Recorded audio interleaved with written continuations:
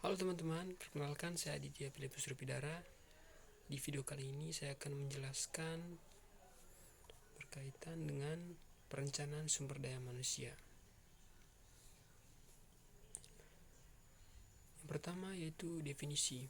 Perencanaan adalah proses terpenting dari semua fungsi manajemen, karena tanpa perencanaan fungsi-fungsi lain seperti pengorganisasian, pengarahan, dan pengontrolan tak akan dapat berjalan.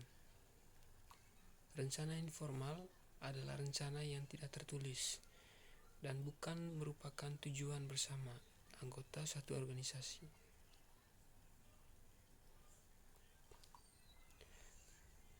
Tahap dasar perencanaan. Semua kegiatan perencanaan pada dasarnya melalui 4 tahap, yaitu sebagai berikut. Yang pertama,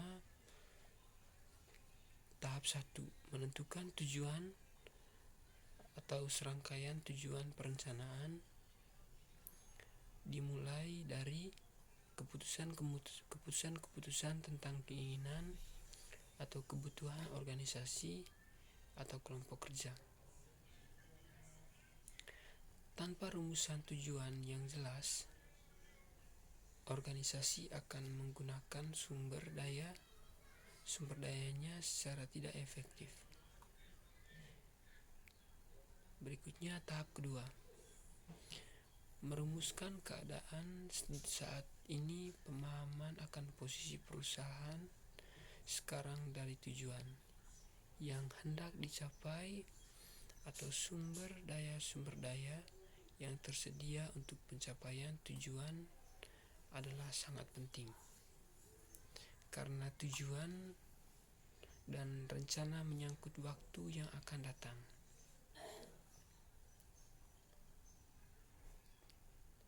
Hanya setelah keadaan perusahaan saat ini dianalisa, rencana dapat dirumuskan untuk menggambarkan rencana kegiatan lebih lanjut. Tahap kedua ini memerlukan informasi, terutama keuangan dan data statistik yang didapat melalui komunikasi dan organisasi.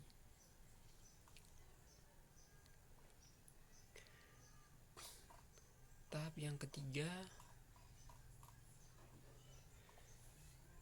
mengidentifikasi segala kemudahan dan hambatan, segala kekuatan dan kelemahan serta kemudahan dan hambatan perlu diidentifikasikan untuk mengukur kemampuan organisasi dalam mencapai tujuan. Oleh karena itu, perlu diketahui faktor-faktor lingkungan intern dan ekstern yang dapat membantu organisasi mencapai tujuannya atau yang mungkin menimbulkan masalah. Walaupun sulit dilakukan, antisipasi keadaan, masalah dan kesempatan yang serta ancaman yang mungkin terjadi di waktu mendatang adalah bagian esensi dari proses perencanaan. Tahap 4, mengembangkan rencana atau serangkaian kegiatan untuk pencapaian tujuan. Tahap akhir dalam proses perencanaan meliputi pengembangan berbagai alternatif kegiatan untuk pencapaian tujuan, penilaian alternatif tersebut, dan pemeliharaan alternatif terbaik di antara berbagai alternatif yang ada. Yang kedua, tujuan perencanaan. Tujuan perencanaan di dalamnya menggambarkan lingkungan di mana perencanaan berlangsung. Ketika melanjutkan untuk membahas mengapa perencanaan tindakan dilakukan, ultimate tujuan tidak dapat dinilai dari dalam sistem. Ada kebutuhan untuk mengandalkan kriteria luar untuk mengevaluasi tujuan tersebut. Kami akan membatasi diskusi kita untuk presentasi tujuan tersirat dalam perencanaan usaha. Dapat dilihat dari tujuan utama dari perencanaan, tujuan eksternal. Tidak untuk hal-hal substantif atau keperluan internal, seperti pembaruan perkotaan, hubungan harmonis penggunaan lahan, atau paling output menguntungkan. Perencanaan sudah bekerja selama beberapa alasan. Salah satu saja yang dapat melayani secara mandiri atau dalam kombinasi dengan yang lain. Sebagai tujuan perencanaan, kritik terhadap khasiat, arah, dan nilai perencanaan kontemporer harus mengakui kemungkinan seperti berbagai perspektif. Mereka kemudian mungkin akan melihat bahwa berarti dalam pertanyaan yang berbeda untuk tujuan yang berbeda. Ada kelas tujuan tampaknya. Yang pertama adalah efisiensi dan tindakan rasional. Yang kedua adalah ditandai bantuan atau penggantian. Dan ketiga dapat diberi label mengubah atau pemeliharaan lebaran. Yang pertama, efisiensi dan tindakan rasional. Dalam dunia kelangkaan, ada kebutuhan untuk melestarikan sumber daya dan juga untuk mengalokasikan mereka secara efisien. Yang kedua, pasar bantuan atau penggantian. Perencanaan akan menjadi sedikit jika ada gunakan untuk sebuah lingkungan di mana pasar terbuka benar-benar kompetitif, baik politik atau ekonomi, dioperasikan dengan sempurna. Pasar seperti itu akan berarti bahwa kedua pembeli dan penjual tahu sepenuhnya nilai relatif dari waktu ke waktu dari item dan layanan yang mereka cari dan miliki, dibeli dan dijual, dan alternatif yang mereka miliki. Yang ketiga, perubahan pelebaran pilihan. Mengingat kelangkaan sosial dan pilihan individu harus dibuat tentang cara di mana sumber daya harus dialokasikan, bagaimana, kapan, kepada siapa, untuk tujuan apa, dan dalam kombinasi tersebut, perencanaan dapat berfungsi sebagai wahana untuk penggambaran solusi otopsi. Proses perencanaan.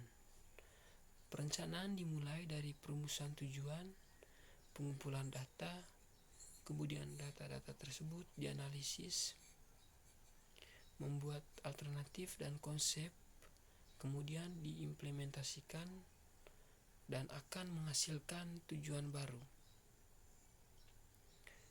Perumusan tujuan dapat dicapai bila ada kecakapan data atau representasi dan kejelasan yang terukur atau spesifik, meliputi aspek atau substansi, ruang atau lokasi atau tempat. Sumber daya manusia mengenai keahlian atau pengetahuan khusus dari setiap orang. Sumber daya modal merupakan kebutuhan dalam proses perencanaan. Dan sumber daya waktu. Durasi waktu, beberapa lama hasil yang akan dicapai. Bila semakin terbatas sumber daya, maka semakin banyak perencanaan yang harus dibuat. untuk mensejahterakan penduduk. Proses perencanaan merupakan rangkaian kegiatan yang berkaitan satu sama yang lainnya atau saling menunjang dalam pencapaian tujuan di masa yang akan mendatang. Proses perencanaan yang berkelanjutan membutuhkan sebuah perencanaan yang matang, penempatan dan sumber daya lainnya untuk mencapai tujuan. Sasaran perencanaan dapat ditentukan oleh seorang planner atau pemerintah. Perencanaan dibuat berdasarkan data sebagai berikut. Yang pertama, relevan dengan tujuan atau aspek ruang waktu sumber dana. Yang kedua, akurasi. Tepat merupakan analisis sendiri atau data primer maupun data berdasarkan sumbernya atau data sekunder. Kemudian dianalisis menjadi sebuah informasi yang akurat sebagai penentu penyelenggaraan suksesnya sebuah perencanaan. Sebuah rencana dapat dikatakan sukses bila hasil akhirnya mencapai tujuan yang diharapkan, diselesaikan dengan waktu yang telah ditentukan. Namun bila terjadi hambatan dalam perencanaan, konsekuensinya perlu adanya tambahan waktu demi tercapainya hasil yang lebih baik, yang merupakan satu kemajuan pembangunan di masa mendatang. Yang berikutnya, manfaat perencanaan. Adapun manfaat perencanaan yaitu sebagai berikut. Yang pertama, satu bentuk perencanaan dapat membuat pelaksanaan tugas menjadi tepat dan kegiatan tiap unit akan terorganisir dengan baik menuju arah yang sama. Yang kedua, suatu perencanaan yang disusun dari penelitian yang akurat akan menghindarkan kesalahan-kesalahan yang mungkin terjadi. Yang berikutnya, suatu perencanaan memuat standar atau batas tindakan dan biaya akan memudahkan pelaksanaan pengawasan.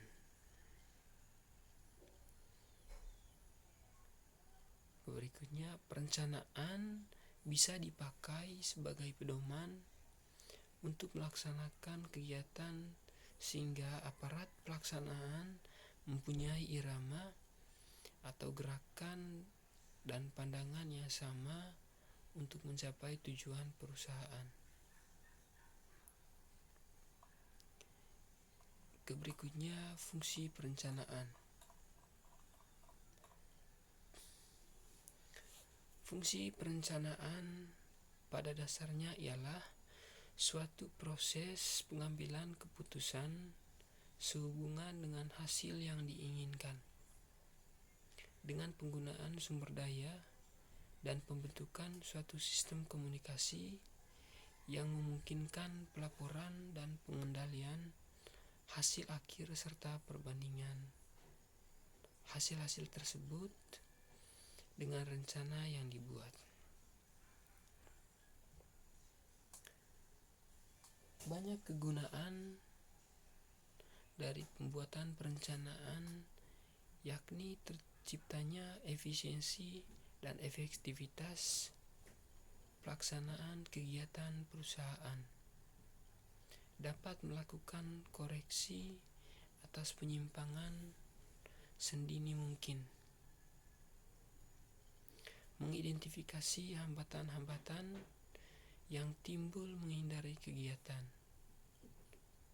pertumbuhan dan perubahan yang tidak terarah dan terkontrol. Komponen-komponen yang diperlukan dalam sebuah perencanaan yaitu sebagai berikut. Yang pertama, pencapaian tujuan. Dalam melakukan perencanaan, komponen utama yang diinginkan adalah untuk mencapai tujuan yang diinginkan. Yang kedua, latihan pilihan. Perencanaan adalah proses untuk menentukan masa depan melalui serangkaian pilihan-pilihan alternatif. Orientasi ke masa depan. Waktu merupakan sumber daya untuk menentukan beberapa lama hasil yang akan dicapai. Karena itu, berorientasi masa depan.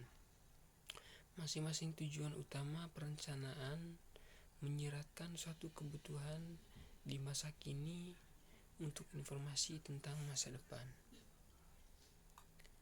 Perkiraan tatapan masa depan juga penting.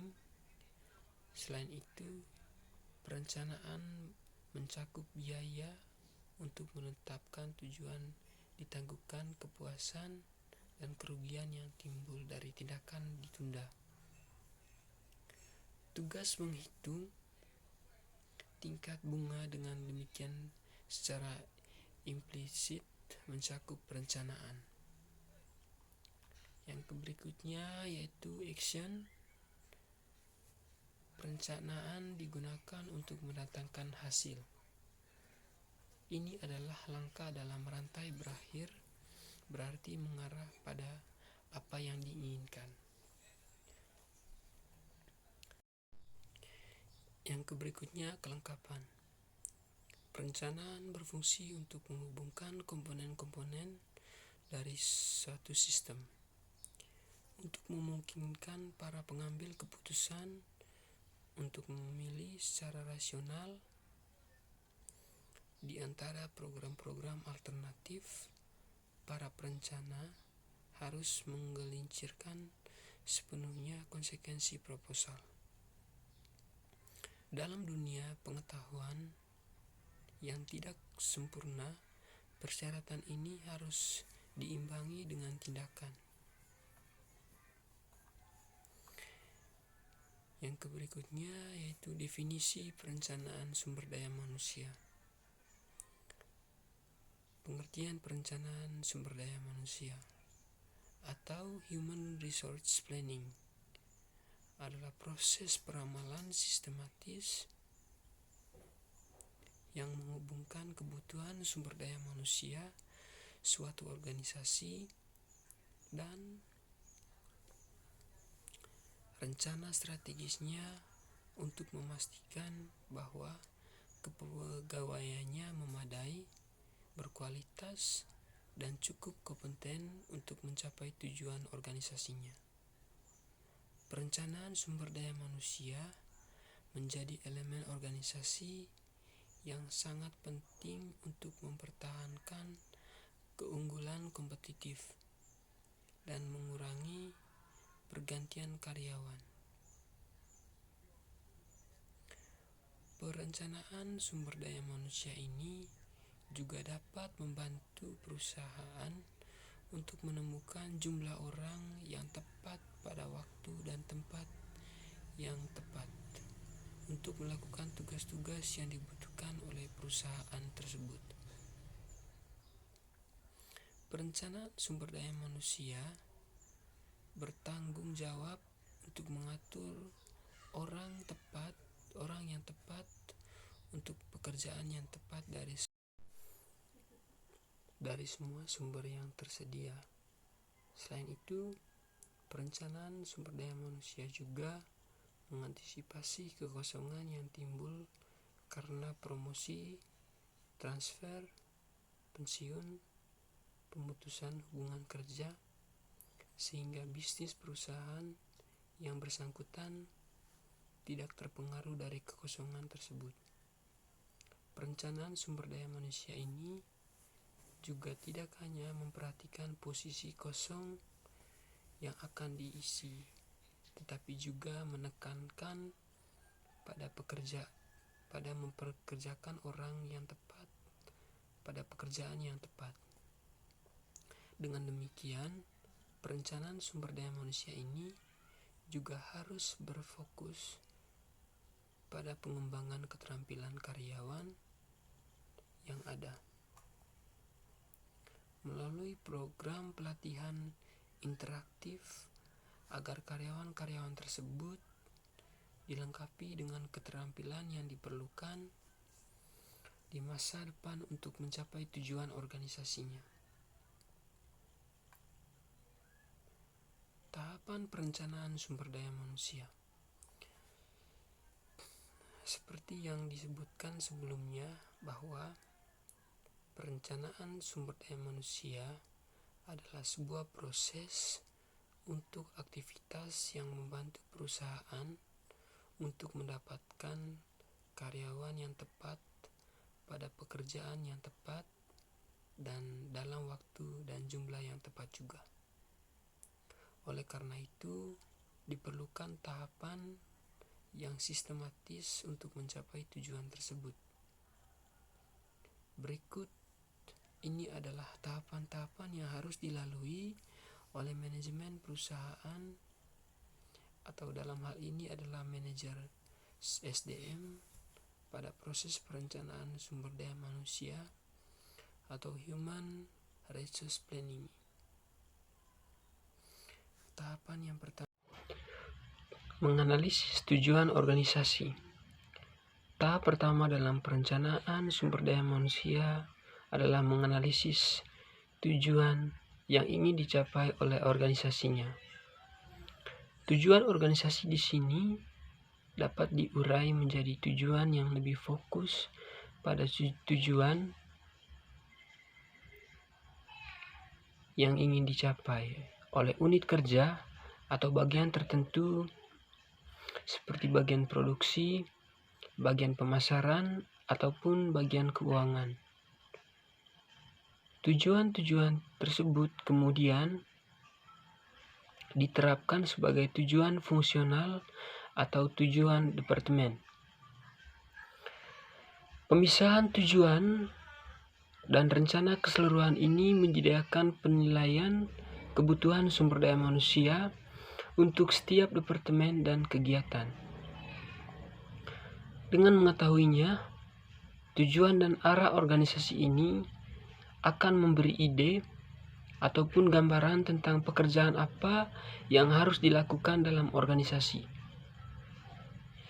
Apabila tujuan organisasi adalah pertumbuhan perluasan yang cepat, maka dibutuhkan banyak tenaga kerja di semua kegiatan fungsional dan departemen untuk memenuhi tantangan peningkatan pangsa pasar, keuangan, akurat aset, pasar baru, investasi, dan riset produk baru.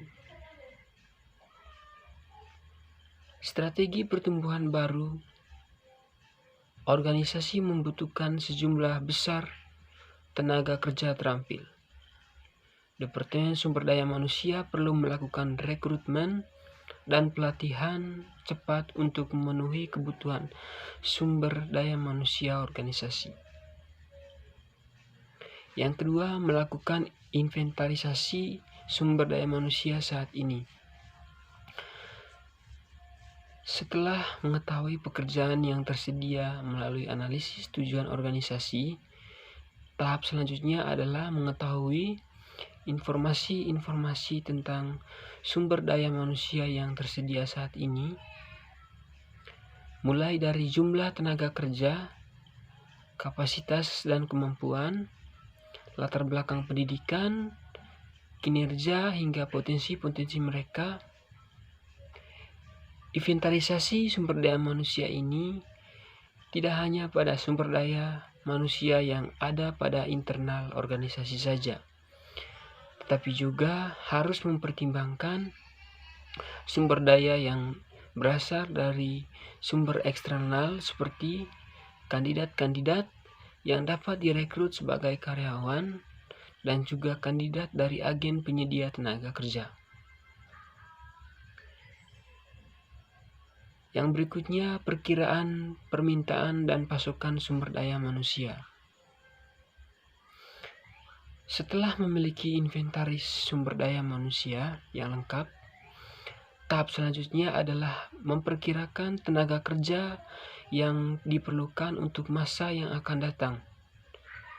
Organisasi atau perusahaan akan mempertimbangkan apakah perlu adanya penambahan tenaga kerja, apakah perlu meningkatkan produktivitas dan kemampuan karyawan saat ini melalui pelatihan dan pengembangan keterampilan baru, dan apakah ada kandidat-kandidat yang berpotensi untuk direkrut menjadi karyawan untuk mengisi pekerjaan-pekerjaan tersebut. Yang berikutnya, memperkirakan kesenjangan sumber daya manusia. Perbandingan antara permintaan dan pasokan sumber daya manusia ini akan menghasilkan kelebihan atau kekurangan terhadap sumber daya manusia yang diperlukan.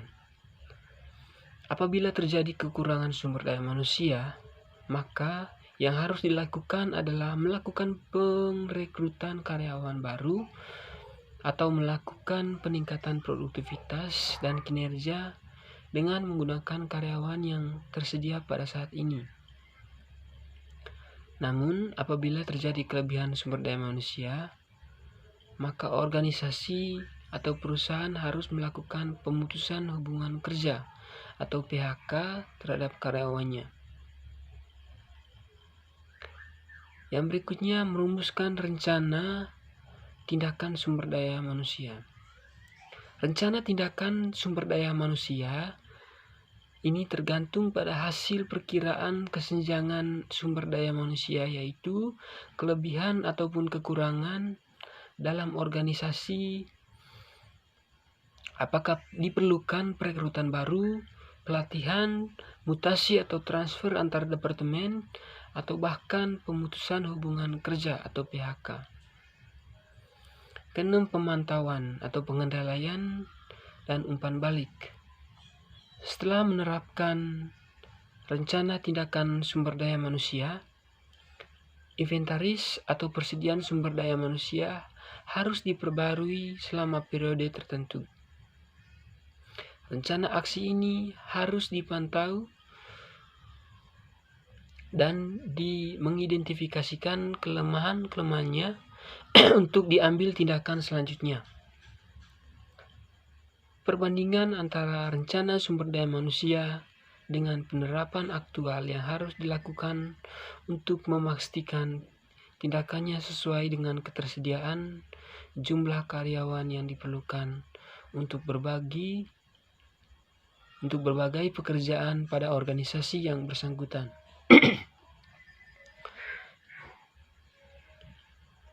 Yang berikutnya yaitu strategi perencanaan sumber daya manusia.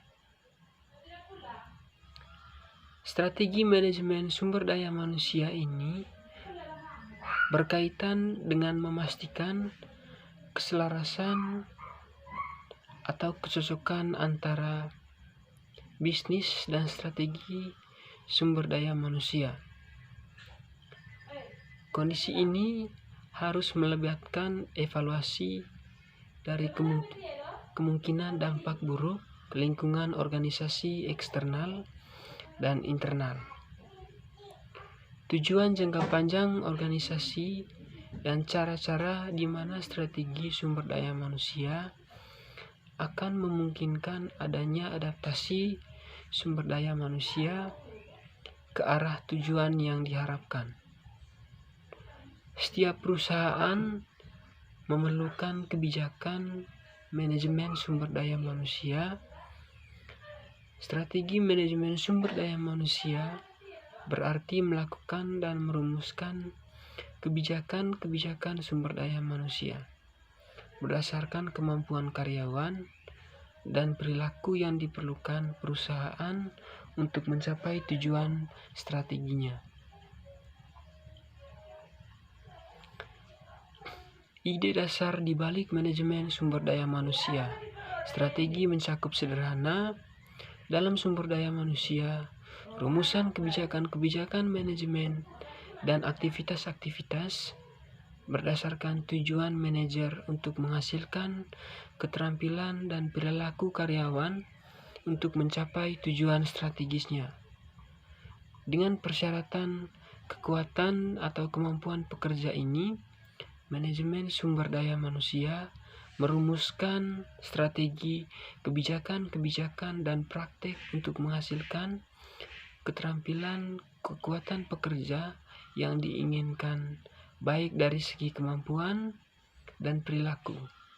Akhirnya, manajer sumber daya manusia dapat mengidentifikasikan ukuran karyawan yang menggunakan ukuran pada tingkat kebijakan dan praktek barunya yang memang benar-benar memproduksi keterampilan serta perilaku karyawan yang diperlukan.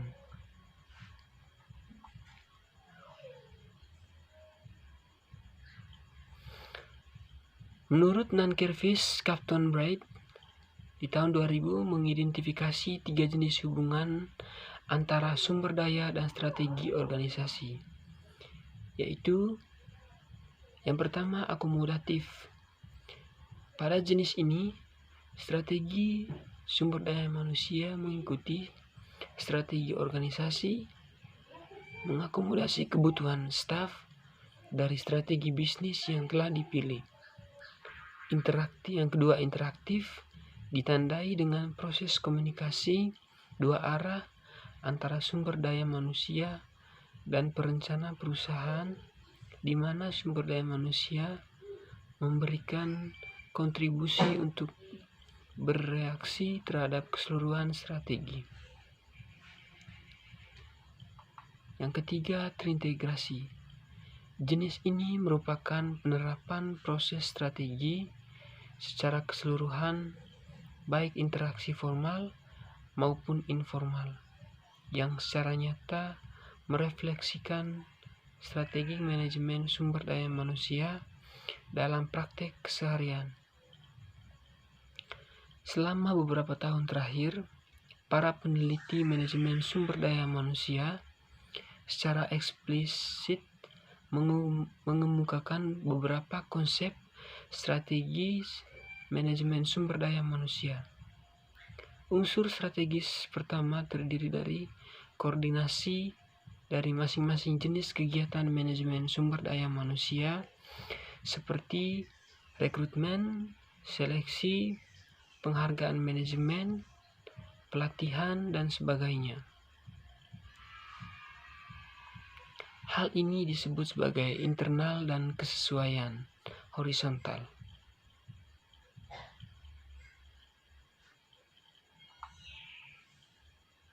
Yang berikutnya, mengapa perlu perencanaan sumber daya manusia? Alasan utama perencanaan sumber daya manusia adalah memenuhi kebutuhan tenaga kerja di perusahaan, menghitung kebutuhan personil atau headcount di setiap divisi, serta mengenali jenis keterampilan yang dibutuhkan perusahaan. Akan membantu mencegah kekosongan jabatan. Perencanaan juga mencakup suksesi jabatan. HR dapat menghitung beberapa karyawan yang akan pensiun dan menyiapkan penggantinya, baik melalui promosi internal maupun rekrutmen. Ini termasuk analisis dan evaluasi terhadap karyawan PKWT yang kontraknya akan habis dan bagaimana human resource akan mengambil keputusan apakah diperpanjang, diubah menjadi PKWTT, atau diakhiri sesuai masa kontrak.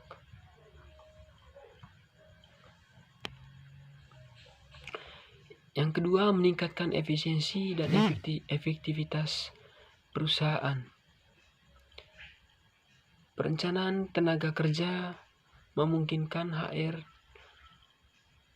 mengidentifikasi sumber daya manusia dan menempatkan personil di posisi yang tepat.